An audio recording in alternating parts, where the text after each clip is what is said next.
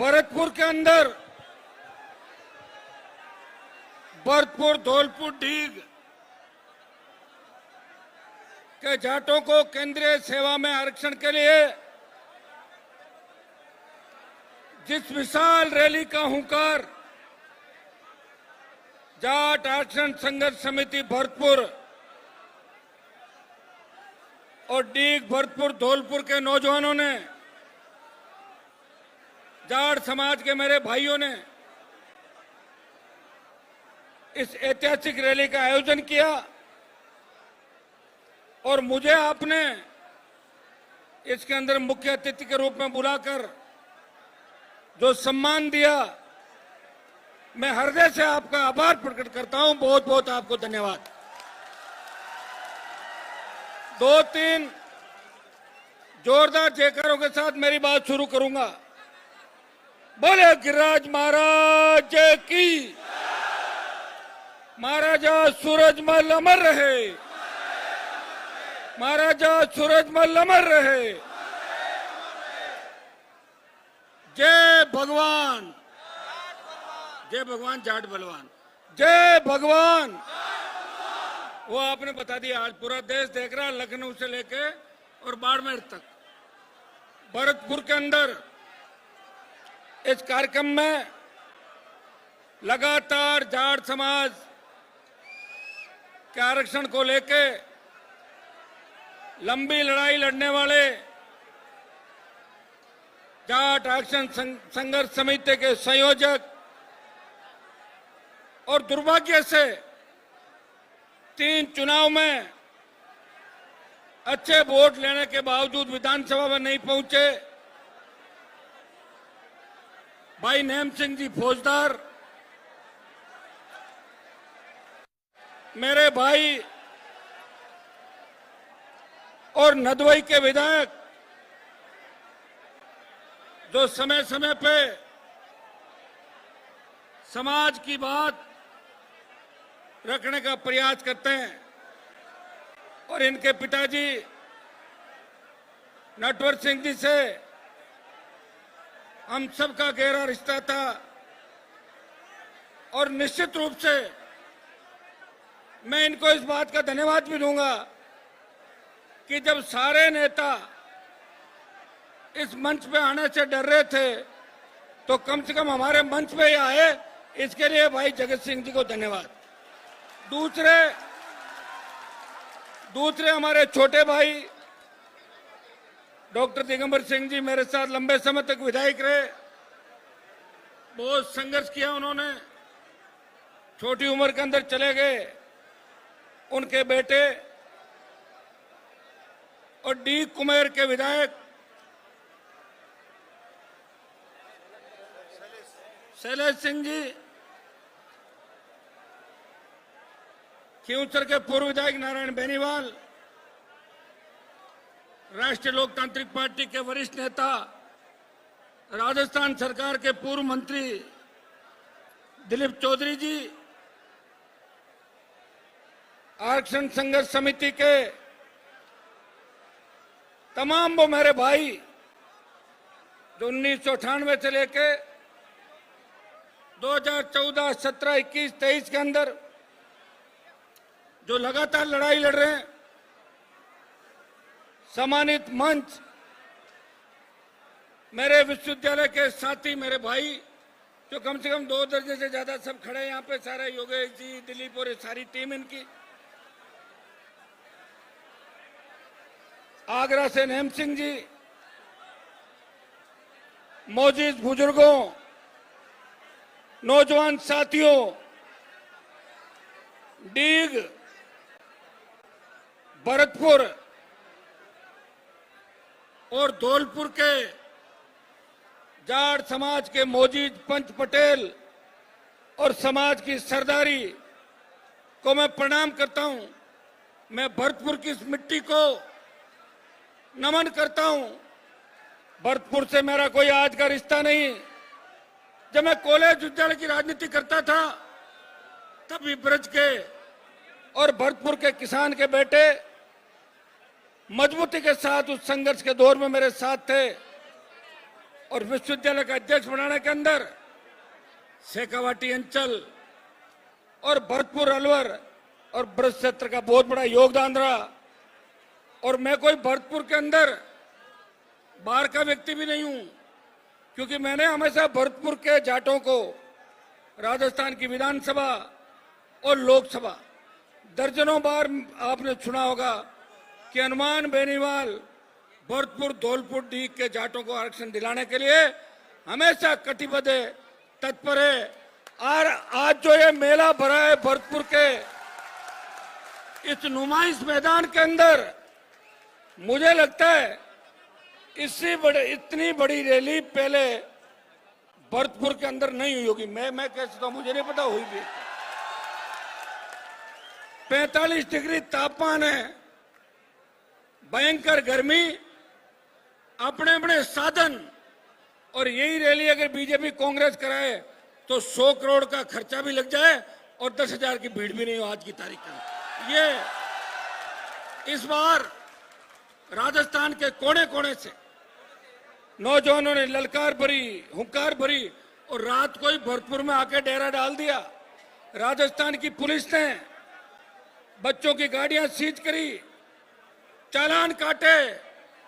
भाइयों, भारतीय जनता पार्टी ने मुख्यमंत्री बना दिया भजनलाल जी को, लेकिन लोगों के मन के अंदर उनकी जो इज्जत और आस्था है वो 2.5 साल के अंदर बनी नहीं। राजस्थान का नौजवान, किसान और सारे लोग इस सरकार से भारी नाराज है। इसका खामियाजा आने वाले समय को सरकार को भुगतना। लोकसभा चुनाव के अंदर इंडिया अलायंस के अंदर हम लोग गए थे। पिछली बार जब बीजेपी के साथ अलायंस में थे 25 सीट आई थी। मैं नहीं कह रहा हूं सारी मैंने जीता दी, लेकिन 8, 10, 12 सीटों में महत्वपूर्ण भूमिका थी। अब की बार भारतीय जनता पार्टी अलग खेल खेल रही थी। हम कांग्रेस के साथ आए। 11 कांग्रेस और अन्य, बेचारी कांग्रेस का खाता खुलवा दिया राजस्थान के अंदर 14 से 24 के अंदर 10 साल में खाता नहीं खुला था। और 5 सीटें कोटा, जोधपुर, बीकानेर, जयपुर और अलवर, भारतीय जनता पार्टी जो चुनाव जीते इन सीटों से।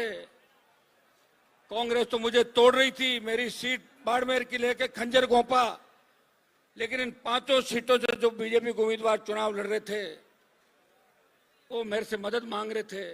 हनुमान जी, ज्यादा जीत जाएंगे तो कांग्रेस कौन सी आपको पूछ रही है, आप तो नागौर में ही ध्यान दो। तो मैंने नागौर में ही ध्यान दिया, 5 बढ़ गई, नहीं तो 16 सीट आपकी खाते में खिलाफ होती। 16 हारते भारतीय जनता पार्टी राजस्थान के अंदर। भाइयों, आज हम लोग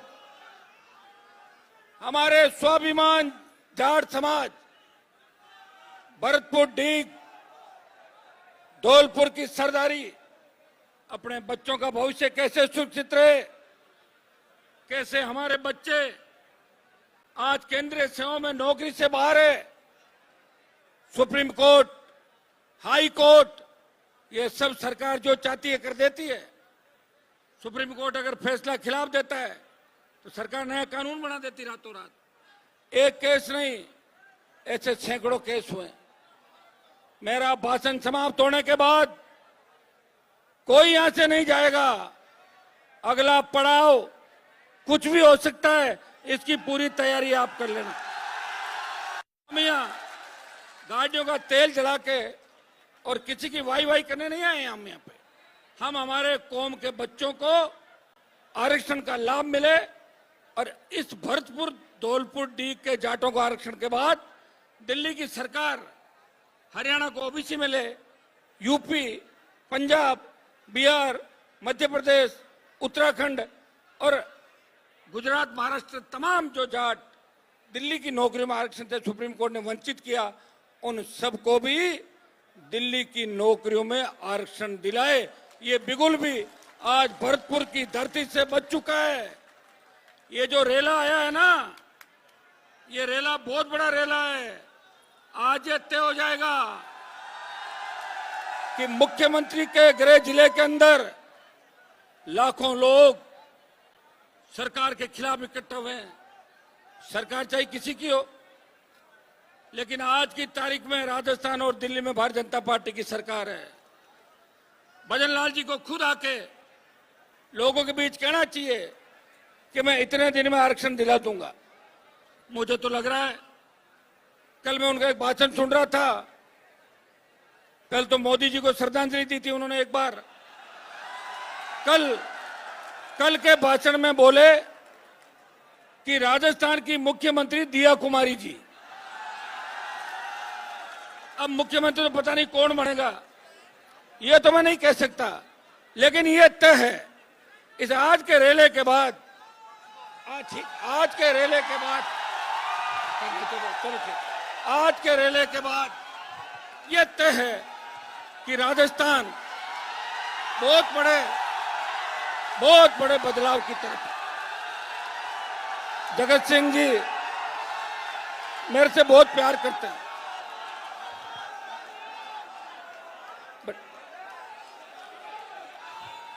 इसलिए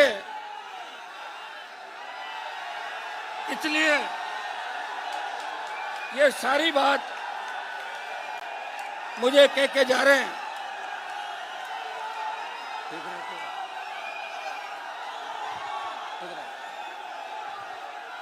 भाइयों,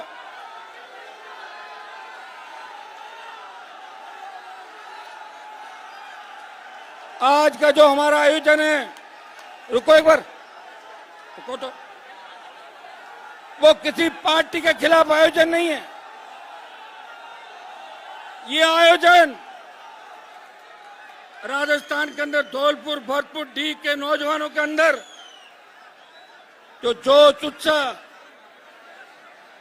और समय समय पर उनको गुमराह किया जा रहा है, इसके खिलाफ बड़ी आग या जाट समाज के दिल के अंदर है। मैं इतना ही विश्वास आपको दिलाता हूं कि हनुमान बेनीवाल कोई लड़ाई अधूरी नहीं छोड़ता, मेरे जीवन का उसूल है। और दूसरा, मैं किसी से डरता नहीं, और जो मन में होती है वो मैं कहता हूं, ये मेरी आदत है। जिस तरह भरतपुर के जाट स्वाभिमानी है, हनुमान बेनीवाल भी बहुत स्वाभिमानी नेता है, जिसने देश के अंदर, देश में जब देश का किसान तकलीफ में था, मैं मोदी की सत्ता के अंदर एनडीए का साथी था। हरियाणा, यूपी और दिल्ली के बहुत से लोग मेरे पास आए और बोले, हनुमान जी आप मोदी का साथ छोड़ दो तो किसान आंदोलन में हमारी जीत हो जाएगी। तब राजस्थान में किसान बिलों के खिलाफ कोई आंदोलन नहीं था। हनुमान बेनीवाल ने हरियाणा, यूपी, दिल्ली, पंजाब के मेरे भाइयों का दर्द देखा, सत्ता को ठोकर मारी और सड़क पर निकल पड़ा अपने भाइयों के लिए। ये बात आप अच्छी तरीके से जानते हैं। लोग सत्ता के लिए क्या क्या कर लेते हैं, लोग सत्ता पाने के लिए क्या क्या करते आए, ये इतिहास जानता है। लेकिन मैं मेरी बता सकता हूं कि आखिरी दम तक, जब तक मेरे शरीर के अंदर खून की एक बूंद भी रहेगी, मेरी कौम, किसान, दलित, शोषित, पीड़ित तबके के हकों पे कुठाराघात नहीं होने दूंगा। यह मैं विश्वास आपको दिलाता हूं। भाइयों, पार्लियामेंट का सत्र है जुलाई के अंदर, वहां तो हम करेंगे ही करेंगे, लेकिन उससे पहले ही बीजेपी की सरकार डरती बहुत है, और जब जाट आ जाते हैं सड़क पे तो डिप्रेशन में चली जाती है सरकार, चाहे मुख्यमंत्री हो और चाहे प्रधानमंत्री। आज भरतपुर का जाट अपने सम्मान, स्वाभिमान की लड़ाई लड़ रहा है।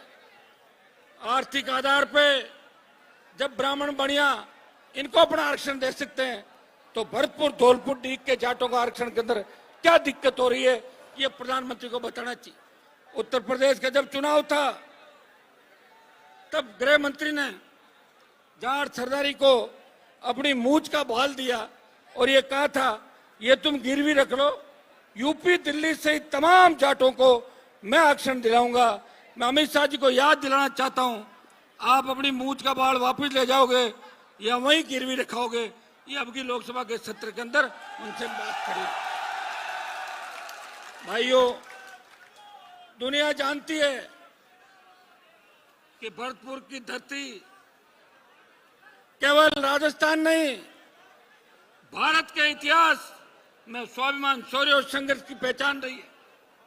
जब हम भरतपुर का नाम लेते हैं, हमें याद आते हैं महान जाट शासक सूरजमल जी, जिन्हें इतिहासकारों ने जाट प्लेटो का नाम दिया था। महाराजा सूरजमल ने केवल एक राज्य नहीं बनाया, किसानों, मेहनत कशों और आम जनता के संतवादी शासन की स्थापना की थी। वो हर वर्ग के लिए लड़े। भाइयों,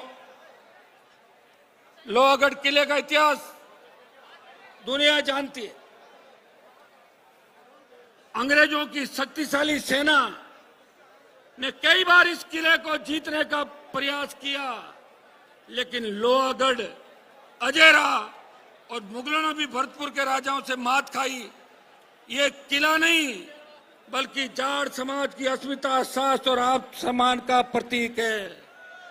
डीग के मेलों से लेकर धौलपुर की धरती तक हमारे पूर्वजों ने देश की रक्षा, कृषि के विकास और समाज के उत्थान के लिए अपना अमूल्य योगदान दिया। आज हमारा संघर्ष किसी विशेष सुविधा के नहीं, भरतपुर, डीग और धौलपुर का जाट सामाजिक और शैक्षणिक पिछड़ेपन के आधार पर केंद्र की ओबीसी सूची में शामिल करने के लिए लगातार इनको झांसा दिया जा रहा है। लेकिन दुर्भाग्य से सरकारें आ रही है, जा रही है, लेकिन अभी तक आरक्षण का लाभ हमें नहीं मिला। भारतीय जनता पार्टी की सरकार है और मुख्यमंत्री आपके भजनलाल भरतपुर से आते हैं। उनका यह भी कहना है कि मेरे भरतपुर में कोई दूसरा रैली कर ही नहीं पाएगा, ये भजनलाल कहते हैं। और ये आपने देखा भी, ये रैली नहीं है, रेला है। और भजनलाल जी की विदाई की सुख बेला है। आज से तय हो गया कि विदाई होने वाली। भाइयों, हमें जब राजस्थान के अंदर लोग कहते हैं कि आपके राजस्थान के लोगों ने क्या किया, हरियाणा, उत्तर प्रदेश, दिल्ली, पंजाब का जाट सीधा अंग्रेजों के खाते में था। हमारे यहाँ पे जो गुलाम थे अंग्रेजों के, उनके गुलाम हमारे लोग थे। धौलपुर, भरतपुर रियासत को छोड़ दे तो ये दो रियासतें ऐसी थी जो हर समाज की लड़ती थी और जिन्होंने पूरे 80 युद्ध सूरजमल जी ने लड़े और 80 का 80 युद्ध जीते थे। और तो और जीवन काल में एक युद्ध नहीं आ रहे। महाराजा सूरजमल जी दिल्ली के किवाड़, चित्तौड़गढ़ के दरवाजे, रुको भाई सुनो, जब चित्तौड़ के दरवाजे अलाउद्दीन खिलजी ले गया था, उसे हमारे महाराजा जवाहर सिंह जी लेके आए थे दिल्ली के चित्तौड़ के दरवाजे। इससे आप अंदाजा लगा सकते हैं कि हमारे समाज के शासकों ने हर वर्ग के स्वाभिमान की लड़ाई लड़कर सम्मान बढ़ाया। ये इतिहास नहीं बनाया बल्कि इतिहास की दिशा भी बदल दी। जहां के किसानों ने हल चलाया और जरूरत पड़ी तो तलवार भी चलाई। सूरजमल जी ने मित्रता और वचन निभाने के लिए जयपुर राजघराने के एक राजा की मदद की, उसके लिए युद्ध लड़ा था जयपुर जाकर उनकी सेना ने। भाइयों, पानीपत की जब मूवी आई थी, उस पानीपत की मूवी के अंदर जाटों और मराठों को लड़ने का काम किया दिल्ली की सरकार ने। उस वक्त देश के अंदर सबसे पहले कोई सांसद जिसने पार्लियामेंट के अंदर पानीपत मूवी के पोस्टर जलाए और गृह मंत्री को कहा कि पूरे देश में आग लग जाएगी, आप इस मूवी के अंदर जो गलत तथ्य हैं वो हटाएं। भाइयों, 3-4 दिन के अंदर अंदर उस पानीपत की मूवी से वो सारे तथ्य हटा दिए जो जाट समाज और महाराजा सूरजमल के खिलाफ थे। हनुमान बेनीवाल, भरतपुर, और धौलपुर के अंदर बारी कैसे हो सकता है?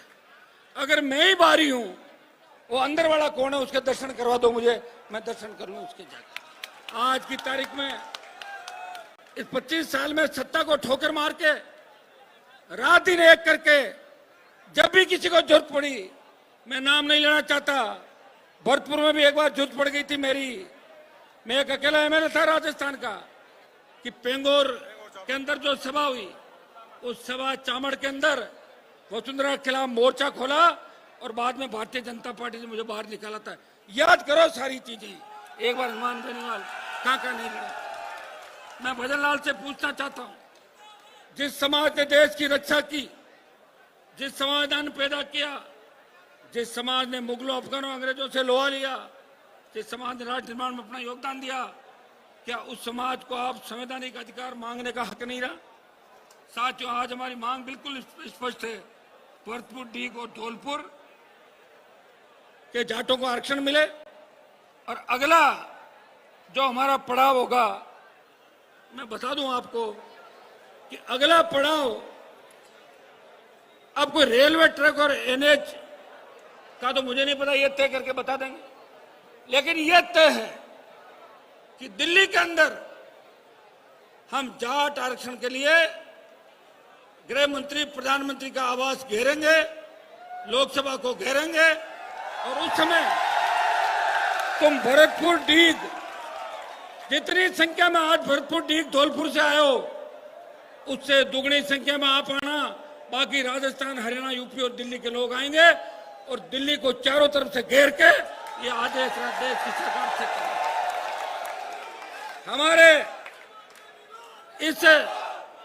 हमारे इस आज के आंदोलन का अगला कदम क्या होगा, वो आरक्षण संघर्ष समिति बताएगी। वैसे तो मेरे कदम पड़े और अगला कदम अपना आप ही हो गया, आप चिंता मत करो, मेरा आना ही अगला कदम हो गया।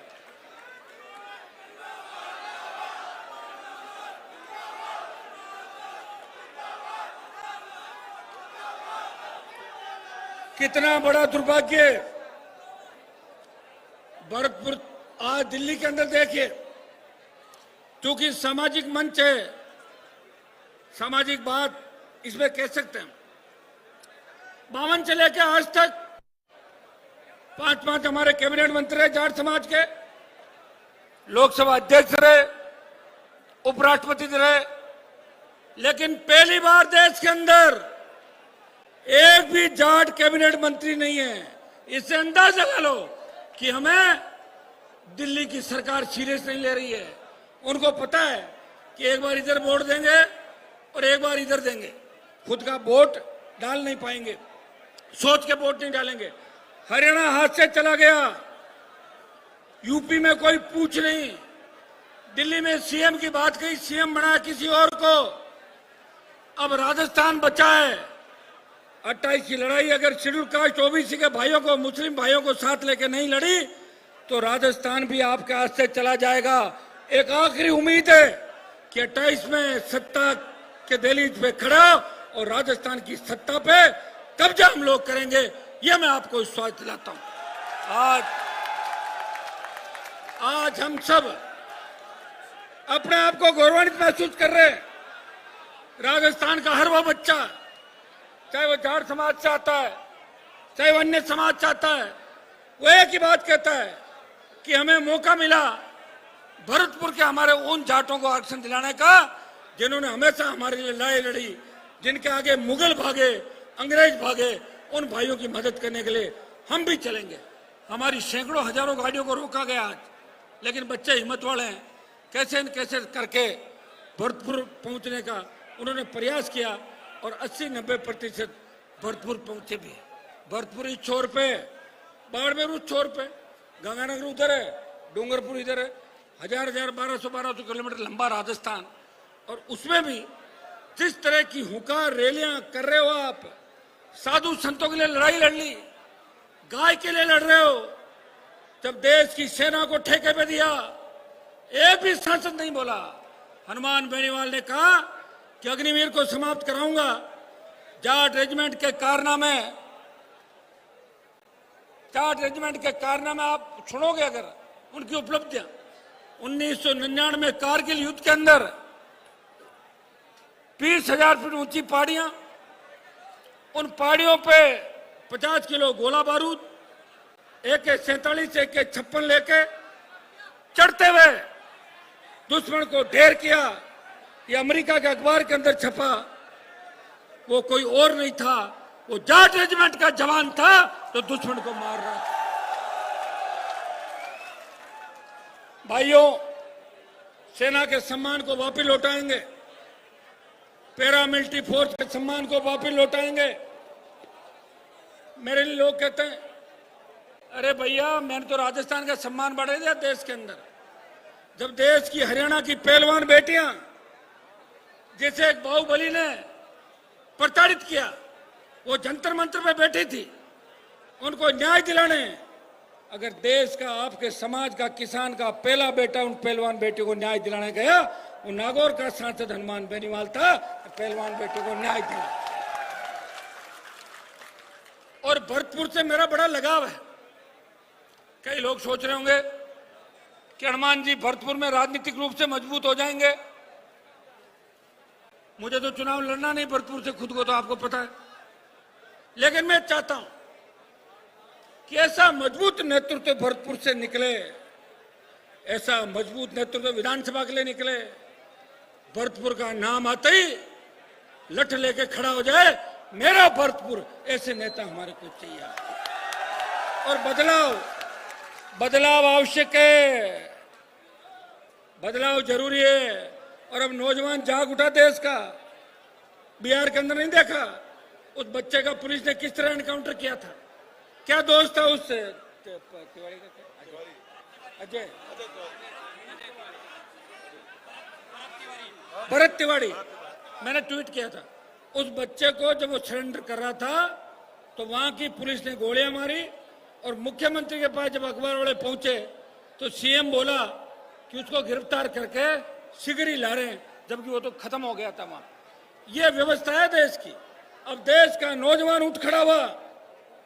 देश का नौजवान जिस तरह 77, 76, 78 के दौर के अंदर, 75 के दौर के अंदर इमरजेंसी के खिलाफ जयप्रकाश नारायण जेपी आंदोलन चला था, इस देश को एक जेपी की और आवश्यकता है।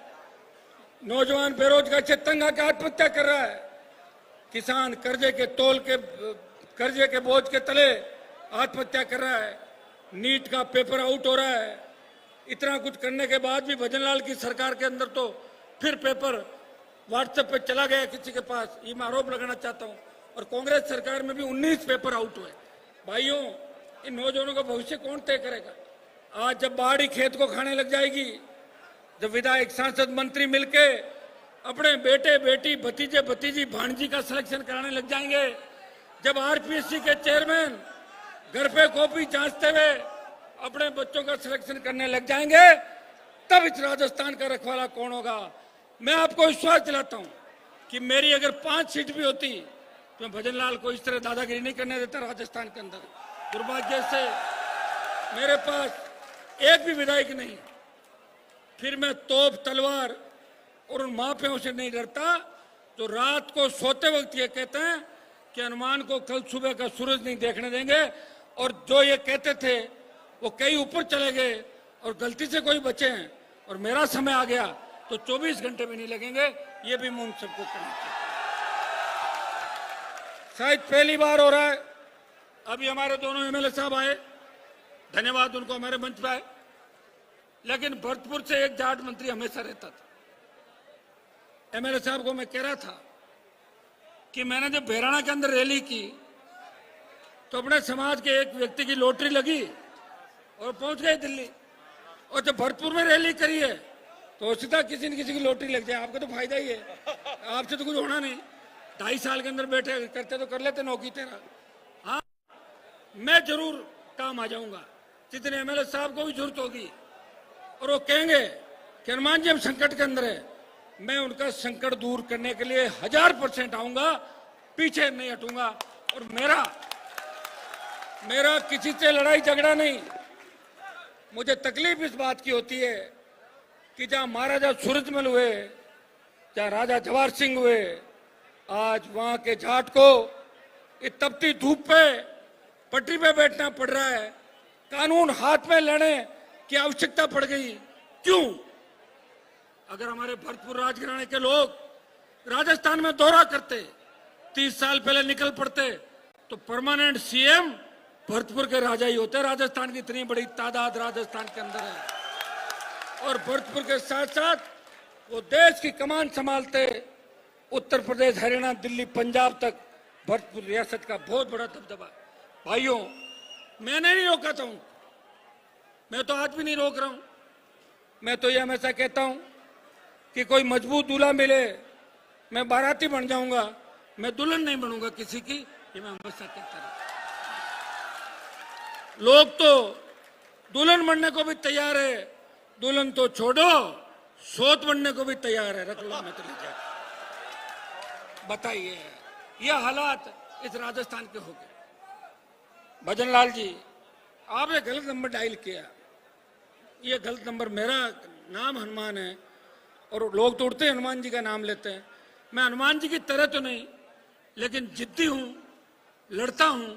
उतना बल मेरे अंदर नहीं है, लेकिन कई सिद्धांत उनके जो मेरे अंदर है। और जब पूरी भारतीय जनता पार्टी हनुमान नाम लेके, गाय का नाम लेके सत्ता में आ गई और आपने रॉन्ग नंबर डायल किया, 2-5 चमचों के कहने से मोर्चा खोल दिया, मुझे रोक लिया भरतपुर में आपने आने से। मैं भजनलाल जी और जवाहर मैडम दोनों को कहना चाहता हूं कि मैडम आपने रोक लिया मुझे यहां आने से। मैं तो खड़ा हूं यहां पे। और यहां छोड़ो, जब भी मुझे कोई चुनौती देगा कि यहां आके दिखा दे, वही चला जाऊंगा जहां स्थान पर। मैं कानून व्यवस्था नहीं बिगाड़ना चाहता, लेकिन इसका मतलब ये नहीं कि हम डर के जीने वालों में से हैं। मैंने फिर आपको कहा है, आपको मेरी आवश्यकता है, इसलिए आपको मदद करने के लिए आया हूं। आप नहीं बुलाते तो भी विधानसभा, लोकसभा के अंदर हमेशा भरतपुर, डीग, धौलपुर के जाटों के गुणगान करता हूं। महाराजा सूरजमल जी के जयकारे लगाता हूं, वीर तेजाजी के जयकारे लगाता हूं। जाट कौम की रखवाली के लिए हमेशा हनुमान बेनीवाल मजबूती के साथ खड़ा है और अपनी कौम के साथ साथ ब्राह्मण, बनिया, राजपूत, उसको काइस्ट को भी आर्थिक आधार पर आरक्षण की पैरोकारी की। जब राजस्थान के अंदर 60-70 से ज्यादा गुर्जरों ने शहादत दी, वसुंधरा की सरकार गुर्जरों पे गोलियां चला रही थी, वो तो हनुमान बेनीवाल उन गुर्जर भाइयों के साथ सड़क पे बैठा हुआ था।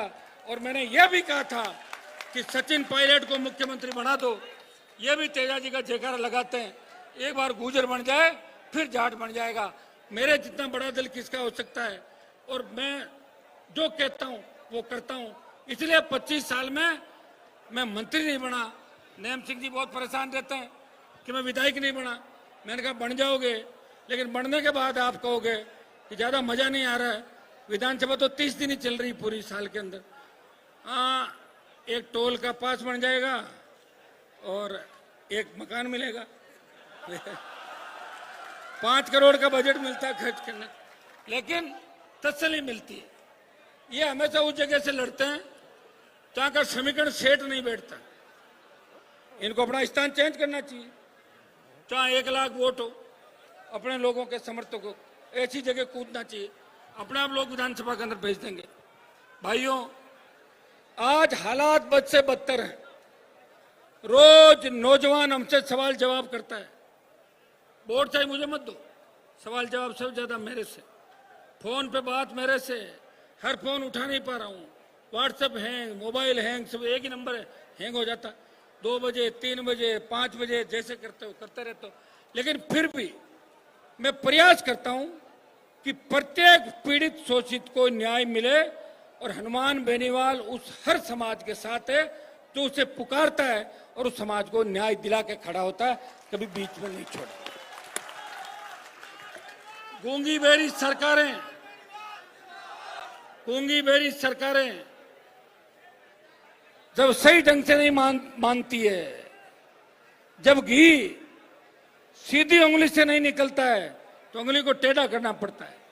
जब सरकार शांतिपूर्वक तरीके से नहीं मानती है तो लोकतांत्रिक तरीके से हमें वो सारे काम करने चाहिए जो लोकतांत्रिक व्यवस्था हमें इजाजत देती है। भाइयों, इतना ही विश्वास आपको दिलाता हूं, आरक्षण संघर्ष समिति ने जो ज्ञापन तैयार किया, बीजेपी ने भेजा दिल्ली, पहले कांग्रेस ने भेजा, फिर बीजेपी ने भेजा, सुप्रीम कोर्ट ने बाहर किया, अब दिल्ली के पाले के अंदर है।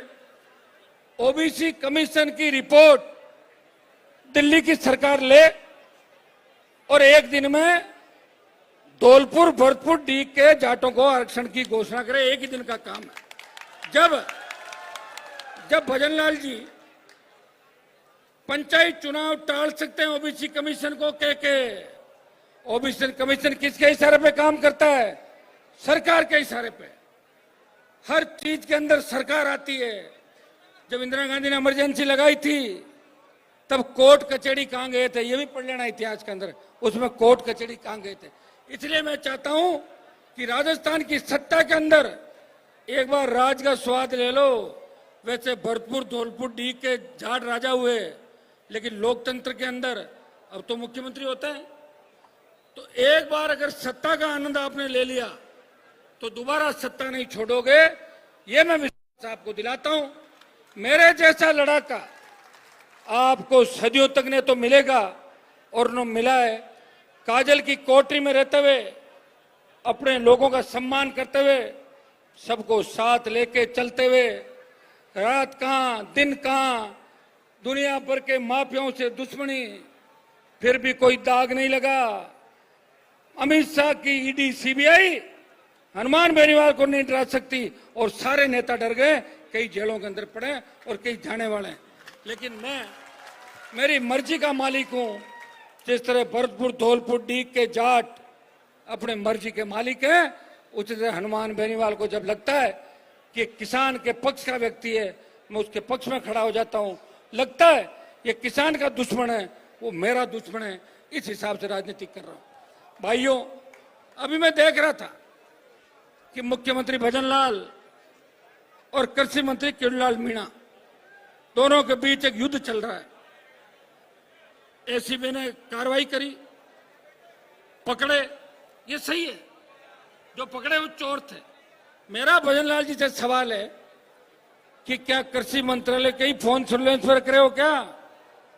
ये बाकी चोर मंत्री आपके, जोगाराम पटेल, कन्हैयालाल, आपका यूडीएच मंत्री, आपका गजेंद्र खींवसर जो परसुताओं के राग नाचती हुई आई थी की, जवाहर मैडम और एक दर्जन मंत्री जो अखंड भ्रष्टाचार के अंदर डूबे हुए। भजनलाल जी, क्या आप उनकी जांच कराओगे? मैंने गलत नहीं कहा था। बहराना के अंदर मोदी जी ने कहा था राहुल गांधी को मूर्खों का सरदार। मैं तो सरदार नहीं कहा था, मैं तो राजा कहा था। अच्छा शब्द काम में लिया था। प्रधानमंत्री को सोचना चाहिए, उसे मूर्खों का सरदार कैसे कहा। और मैं सरदार कौम से भी आह्वान करता हूं, सिखों से, भाइयों आप पीएम की निंदा करो। उन्होंने किस तरह सरदार का नाम लिया वहां पे, राहुल गांधी को मूर्खों का सरदार कहकर। तब कांग्रेस को मिर्ची नहीं लगी थी उस समय, और न अब लगी। कांग्रेस तो अपना टाइम पास कर रही है। भजनलाल जी कहते हैं रात को कांग्रेस के नेता मेरे दरवाजे पर आते हैं और मैं उनकी मदद करता हूं और वो मेरी मदद करते हैं। तभी तो मैं उपचुनाव जीत गया सारे के सारे। खरीद रखा कांग्रेस पार्टी को। अब नेम सिंह जी कांग्रेस के अंदर है, इनको थोड़ी तकलीफ हो रही है, लेकिन इनको पता है नेम सिंह जी को कि कांग्रेस पार्टी 23 में अगर आरएलपी से हाथ मिलाती तो 130-40 सीट कांग्रेस पार्टी और आरएलपी राजस्थान में जीतते। लेकिन कांग्रेस अलग तरीके की कांग्रेस है, 4 गुटों में बंट गई। 4 मुख्यमंत्री, अलवर का मुख्यमंत्री अलग, सीकर का अलग, जोधपुर का अलग, दौसा का अलग। 4 आदमी तो है और 5-6 और सपने ले रहे हैं कि लड़ाई में अगर इनका नहीं लगे तो हमारा भी नंबर आ सकता है। नंबर तो जब आएगा ना, जब आपकी सीटें आएगी। इस बार नौजवान कांग्रेस को भी आसानी से नहीं जीतने देगा। जीतने दोगे क्या? याद रखना, सारी बातें भूल मत जाना, मेरे संघर्ष को मत भूल जाना। और अगर भूल जाओ तभी मैंने 28 की दी है कि 28 अंतिम लड़ाई है। 28 के बाद दूसरे तरीके से लड़ाई लड़ूंगा। 28 के अंदर आप अगर समझ गए तो राजस्थान की तस्वीर तकदीर बदल देंगे भाइयों। न अपराध होगा, न बहन बेटियों की चीख पुकार सुनने को मिलेगी, न बेरोजगार चितंगा के कोई नौजवान आत्महत्या करेगा, न किसान के ऊपर कर्जे का बोझ रहेगा, न टोल देना पड़ेगा, सशक्त लोकायुक्त होगा और आपके सपनों का भरतपुर और आपके सपनों का राजस्थान होगा। यह मैं विश्वास आपको देना चाहता हूं। आरक्षण संघर्ष समिति, अभी आप लोग 6 बजे है, देखो जाने की बहुत जल्दी करते हो। मैं जैसे ही भाषण देके बैठता हूं 30% सरक जाते हो, वापिस उठता हूं 15 और चले जाते हो। अभी किसी को 7 बजे तक यहां से नहीं हिलना, नहीं हिलोगे ना? अब 1 घंटा तो दो, तब तक ये बैठ के तय कर लेते हैं अगला कदम अपना क्या होगा, और जो कदम होगा वो भी बता देंगे। लेकिन आज हमारे भी बहुत गर्मी है अंदर, बता रहा हूं। आज रोज आश्वासन ले लेके थक गए। कुछ कोई अच्छा, हमने सोचा दोनों एमएलए साहब आए तो आरक्षण की चिट्ठी लाए होंगे साथ में, लेकिन वो निकल गए बीच में, कह रहे थे चिट्ठी बनवा रहे हैं। शायद चिट्ठी बनवाने गए होंगे। एक बार दोबारा बात कर लेंगे उनसे, बात करके। मेरा तो देखो दोनों से अच्छा रिश्ता है, मेरा भरतपुर के हर नेता से अच्छा रिश्ता है, मेरे रिश्ते खराब नहीं। अब वो चला के मेरे से खराब करे, उसका इलाज मेरे पास भी नहीं, मैं नहीं करता पहले, और कोई करता है तो कर लो, फिर तो मैं तैयार बैठा रहता हूँ। आ जाओ भाई।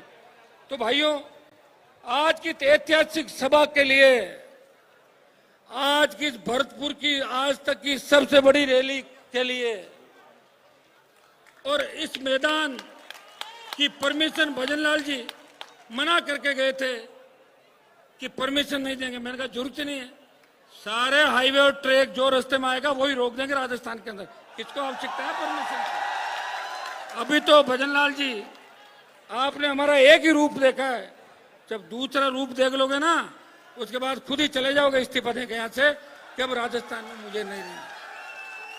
भाइयों, बहुत बड़ा दुर्भाग्य, लोग लोकसभा के अंदर वीडियो वायरल करते मुझे दिखाते हैं, ये आपके वहां का सीएम है। हाँ, ये आपके वहां का सीएम है। यार क्या बनाया, किसने बनाया? मैंने कहा मैंने तो नहीं बनाया, मोदी और अमित शाह ने बनाया। लेकिन कम से कम मुख्यमंत्री की बात को लोग मानते हैं।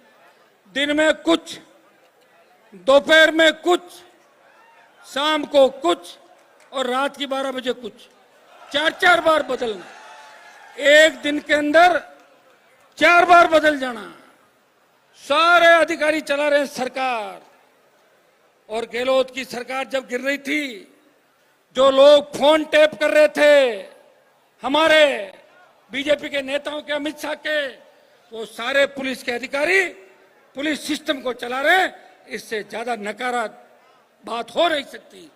दिल्ली वाले अंधे हो गए और अंधे लोगों को रास्ता दिखाने के लिए एक व्यक्ति की साथ में आवश्यकता होती है। अंधा देख नहीं सकता, लेकिन उसका हाथ पकड़ के ले जाया जाता है, और हाथ पकड़ के ले जाने वाला अगर उसको डुबो दे खड्डे में तो खड्डे में डुबो देगा, और वो सही जगह ले जाएगा, सही जगह ले जाए चला जाएगा। अभी जो हालात मध्य प्रदेश, राजस्थान और कम से कम आधा दर्जन मुख्यमंत्रियों के है देश के अंदर, भाइयों बहुत बुरा हालात है। पब्लिक कहां जाए, किसको पुकार करे? जाओ कांग्रेस वालों के पास, या नेम सिंह तो मिल जाएंगे, कांग्रेस के बाकी लोग हैं। हम तो हार गए साहब, कहते हम तो हार गए, हमारी सरकार आएगी जब करेंगे। कोई कहेगा एमपी, हम तो, हमारी थोड़ी चलती है, एमपी के पास क्या होता है? तो मेरे पास तो कुछ भी नहीं 25 साल के अंदर, फिर भी मेरे घर कोई आया वो खाली नहीं गया, रोते हुए आए और हंसते हुए वापस गए।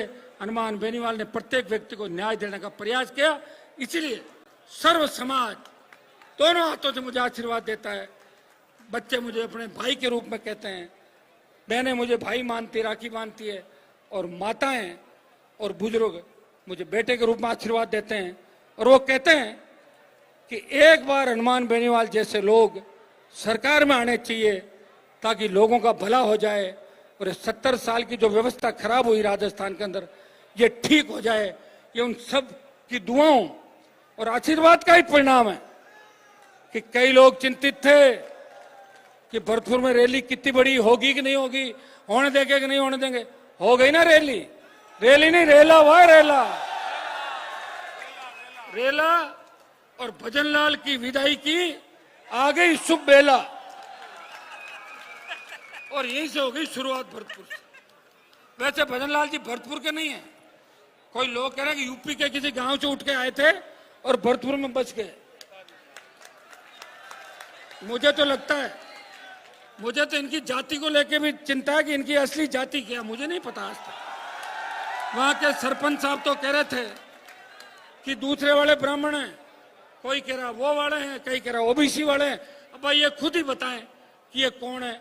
बाकी ब्राह्मण समाज खुद इनसे दुखी है कि हमारे तो बड़े बड़े विद्वान हुए, ये कहां से आके बैठ गए ऐसा कि रोज मजाक उठा रहा हमारा।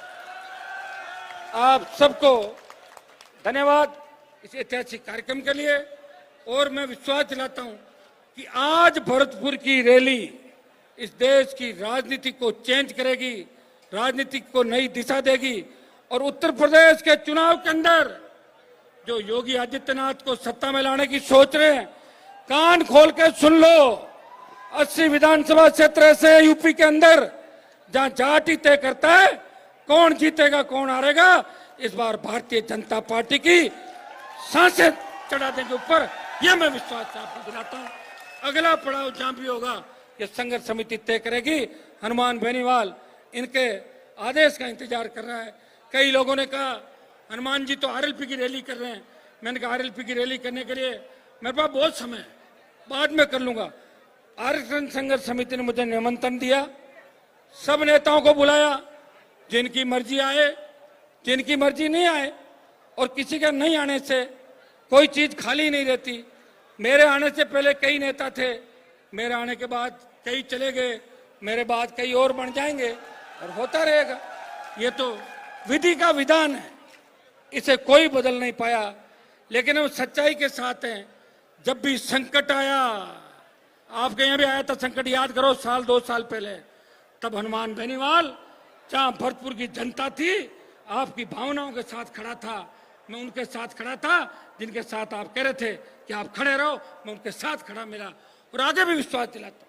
मेरा किसी व्यक्तिगत भेदभाव नहीं, और मुझे भरतपुर से चुनाव नहीं लड़ना। हो गई बात क्लियर? तो बस ठीक है। और क्या, यह मजबूत लोग चाहते हैं तो एक आवाज में सीटी बजाती कूद पड़े विधानसभा की बेल और लोकसभा की बेल के अंदर। ऐसे योद्धा जब होंगे, मैं कह रहा हूं देश के अंदर 10 सांसद दे दो मुझे, मेरे जैसे 10 एमपी जो बिना जान की परवाह किए, बिना निलंबन की परवाह किए लोकसभा में लड़े। 10 एमपी दिल्ली की सरकार का दिमाग ठीक कर सकते हैं। कितने? 10। 2-3 नहीं मिल रहे हैं, कोई मिलता है आधे घंटे बाद पता लगता है गृह मंत्री के चैम्बर में चाय पीने चला गया। अभी क्या करें, लाएं कहां से बताओ? तो एक है, और एक जितनी कोशिश कर सकता है वो ने तो पहले किसी ने कोशिश करी और ने आगे कर सकता, क्योंकि आगे वाले दिख रहे हैं ना मुझे। युवा पीढ़ी प्रयास तो कर रही है, सोशल मीडिया आप ट्वीट कर देते हो, इंस्टा पे रील बनाते हो, फॉलोअर बढ़ाते हो, लेकिन जब आह्वान करते हैं तब थोड़े से कम आते हो। मैंने छात्र संघ चुनाव कराने के लिए राजधानी में लड़ाई लड़ी, 2 महीने घूमता रहा, 12 रैली करी, और 13वीं रैली जब जयपुर में थी मैंने बच्चों का कितने हो गए, मैं भरतपुर भी आया था उस समय, 7 घंटे लेट था, तो बच्चों ने कहा कि 20,000 तो हम हो जाएंगे जयपुर से। तो मैं कितने लेके आऊं? बोला आप तो 10,000 ले आना। तो मेरे 10,000 आए, उनके कितने है? 2,000। 12,000 की रैली। मेरी कभी रैली 12,000 की हुई नहीं। और जिस दिन उस रैली को मैंने देखा, मैंने कहा अपने आज ये गलत काम हो गया, लेकिन कोई दिक्कत नहीं। मेरे छोटे भाइयों के लिए लड़ते हुए अगर मेरी पार्टी की सीटें चली गई कोई गम नहीं है, और आपके लिए लड़ते लड़ते अगर कोई गोली मेरा सीना चीर के चली जाए तो भी हनुमान बेनीवाल इस चीज की परवाह नहीं करेगा। जो आता है वो जाता है, जिसका जन्म हुआ है उसका मरना तय है। कई लोग बदनामी की छाप छोड़ जाते हैं और कई लोग अपनी कौम का नाम रोशन कर जाते हैं। आज देश के किसी भी कोने के अंदर प्रत्येक नौजवान को अगर मेरा नाम लेकर पूछोगे तो उसकी कोई भी जाति वो कहेगा कि नौजवानों की लड़ाई लड़ने के लिए बिना शर्त और किससे लड़नी है हनुमान जी हमेशा तैयार रहते हैं। चाहे रात को 2 बजे भी दरवाजे खटखटा दो। अभी नर्सिंग कर्मी की जो मौत हुई थी, आपके दोसा भरतपुर के रहने वाले थे, मैं तुरंत गया। किस तरह की व्यवस्था, उसके परिवार के भाइयों को पुलिस ने तोड़ लिया, पत्नी को अलग बिठा दिया और नई कहानी रच रहे हैं। और साहब इसकी पत्नी की वजह से मरा है। मैंने कहा दिमाग खराब हुआ तुम्हारा, बॉडी नहीं ले जाने दूंगा मैं। बॉडी नहीं ले जाने दी, पत्नी की सारी बातें मनवा के उसके बाद उनको सम्मान दिलाया। रात की 1 बज गई थी।